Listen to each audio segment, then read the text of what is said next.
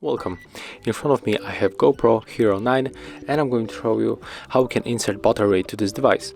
So at the first we have to get this small screen and the lens in front of us, and after that we have to turn it on the right side. Then we have to pull this element towards us. So pull it, then just open.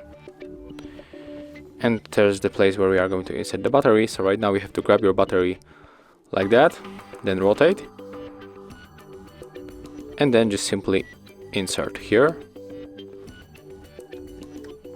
Then pull it with your finger, press it, and now just close it, and we are able to turn on our GoPro. So click here, this button. Okay, let's click on it one more time. And as you can see right now, it is working. So that's how it looks. Thank you guys for watching. Leave thumbs ups, comments, and subscribe to our channel.